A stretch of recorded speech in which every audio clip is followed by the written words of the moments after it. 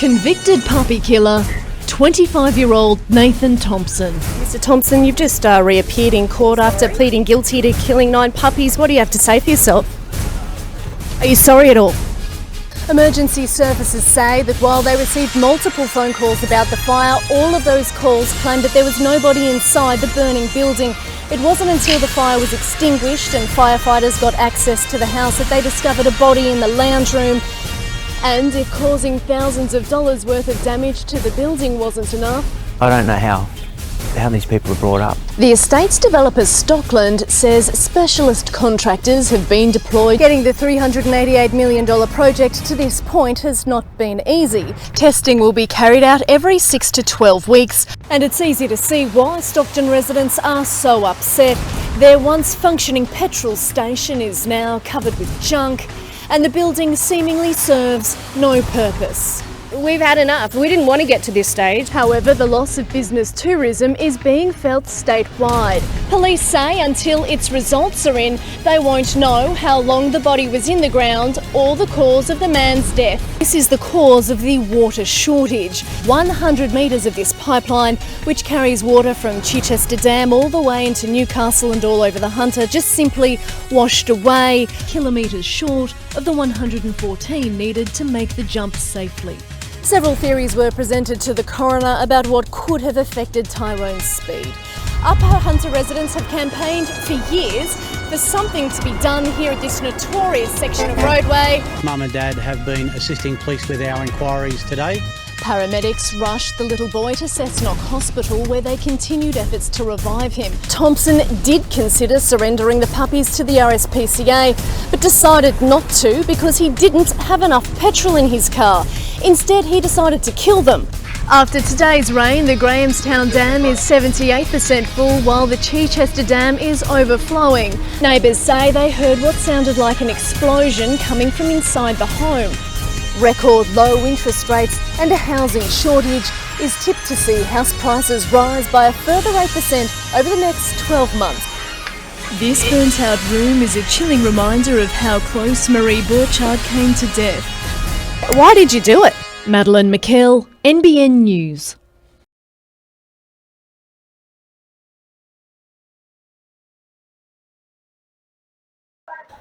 A smouldering ruin is all that's left of John Genetsakis' home. He was asleep inside when, just after midnight, this car's LPG cylinder exploded.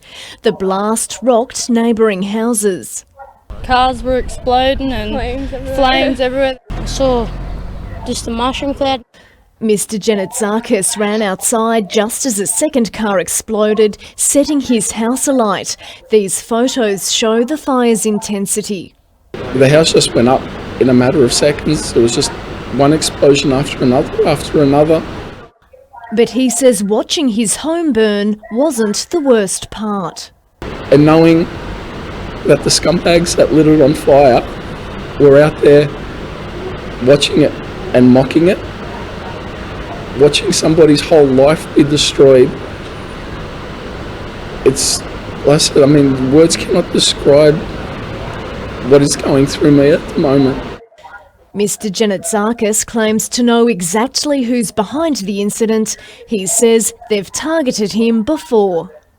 It's all about drug dealers being ousted and, brought to the public's attention.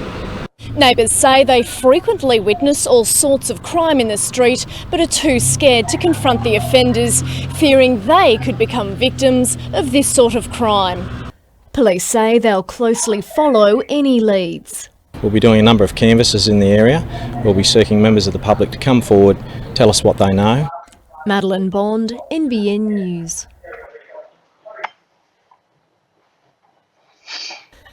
At 9:30 this morning, police swooped on a McDonald's car park. 23-year-old Sean Cassidy was taken into custody and charged with maliciously damaging property by fire. Officers then searched a house in Brown Street, Cessnock, and a nearby property, seizing several items, including computers. Police allege Cassidy planted a firebomb inside this car at Brown Street on the 17th of September. The ensuing blaze destroyed 4 vehicles and John Janetzakis' home. Officers say information from the public helped lead to the arrest. Police had been criticised by residents who claimed officers weren't doing enough to find those responsible.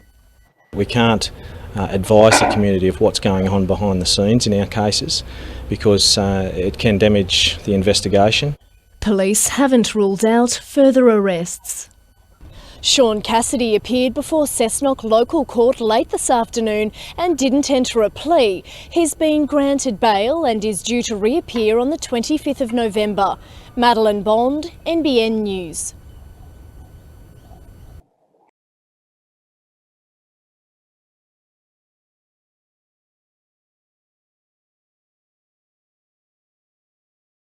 It's been a harrowing 4 days for 12-year-old Jack Newton and his mother Melissa. Until yesterday, when they heard Scooby whimpering from inside this cave, they believed their beloved pooch perished when he disappeared into it on Sunday.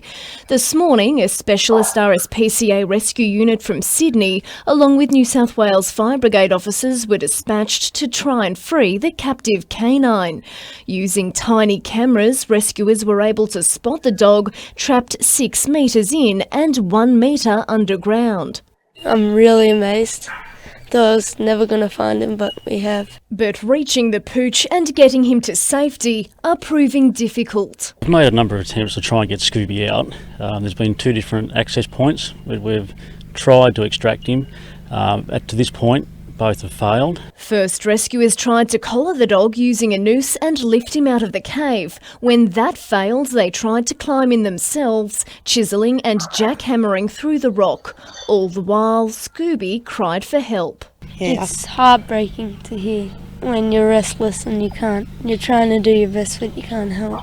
As the sun started to sink, rescuers were forced to rethink their tactics and eventually decided to dig 6 metres underneath the boulders and into the cave. Scooby looks as though he's in an area where he's quite safe, he's bright and alert, he's fairly active. Just getting to that area and trying to extract him from that is very risky to the operators. That process is expected to continue tonight and maybe into the morning. We're going to get Scooby out, we're not actually going to stop until we actually get him out.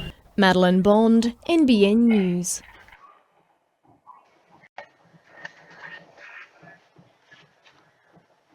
After nearly 5 days trapped inside the cave, Scooby's strength is waning. Today he's been more vocal, but it sounds a lot fainter. Like he does sound like he hasn't got much energy. While the 8-year-old King Charles Spaniel is still mobile, he's desperately thirsty. RSPCA rescue officers returned to the scene early this morning, their priority to get Scooby a drink.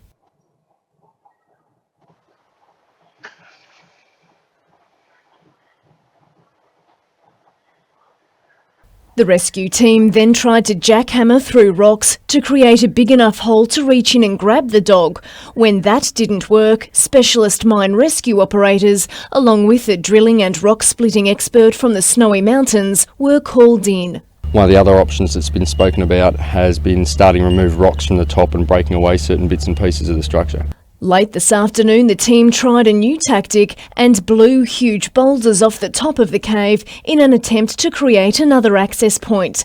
The whole ordeal has put Scooby's owner, 12-year-old Jack, through a roller coaster of emotions. Feeling a little bit happy and a little bit worried. I'm happy that he's about to get out, they're breaking through, but the thing that's worrying me is I don't want a rock falling on him.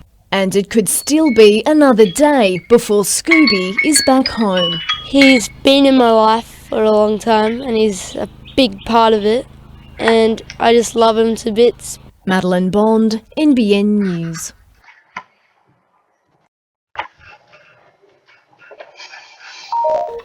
The daring rescue of Scooby by Rutherford RSPCA officers has gained international attention. The deaf King Charles Spaniel was trapped in a cave at Cessnock for 5 days before being freed. The Rutherford Animal Shelter hopes the recent exposure will inspire people to join its new fundraising committee, and Scooby's owners are happy to help. It was kind of like fate, like brought, Scooby did need help, but it's kind of maybe brought awareness just at the right time for the RSPCA here in Rutherford.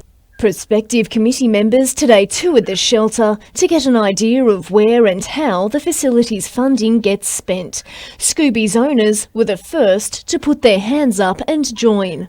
They've done a great job and they need some supporters and volunteers to help them. I'll be back here next Saturday to help walk the dogs, I think. The facility runs at a $1 million deficit each year and desperately needs more donations to feed and shelter the thousands of creatures that pass through its doors. We have a lot of events, etc., that we go to every year, and we're running out of people to attend them and to help out. And we're also always after new ideas, so it's about getting people through the door to join a committee.